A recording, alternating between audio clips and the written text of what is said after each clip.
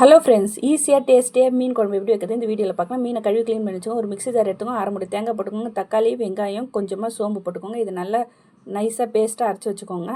புளி கரைச்சல் எடுத்துக்கோங்க. அது கூட மஞ்சத்தூள், தேவையான அளவுக்கு மிளகாத்தூள் போட்டுக்கோங்க. கட் பண்ணி வச்சு தக்காளி போட்டுக்கோங்க. தேவையான அளவுக்கு உப்பு போட்டுக்கோங்க. இது கையாலே நல்லா பிசைஞ்சுடுங்க. அரைச்சி வச்சுருக்க விழுதி அதில் போட்டு நல்லா கலந்து விட்டுருக்கோங்க. ஒரு கடாய் வச்சுக்கோங்க. 3 ஸ்பூன் எண்ணெய் ஊற்றிக்கோங்க. எண்ணெய் சூடானோடனே கடுகு போடுங்க. கடுகு பொரிஞ்சோடனே சோம்பு போட்டுக்கோங்க. கூடவே வெந்தயம் போட்டுக்கோங்க. கருவேப்பிலை போட்டுக்கோங்க. இடித்து வச்ச பூண்டையும் போட்டுக்கோங்க. 2 வெங்காயம் கட் பண்ணி வச்சுருக்கேன், அதையும் போட்டுக்கோங்க. இதை நல்லா வதக்கிட்டு பிறகு இது கரைச்சி வச்சுருக்க புளியை எடுத்து அதில் ஊற்றிடுங்க. இதை நல்லா கொதிக்கட்டும்.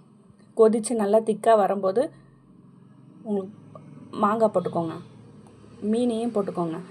இது நல்லா சிம்லேயே வேகட்டும். இது 10 நிமிஷம் சிம்லேயே வெந்துட்டு பிறகு ஆஃப் பண்ணிவிடுங்க. கொத்தமல்லி தூவி இறக்கிடுங்க.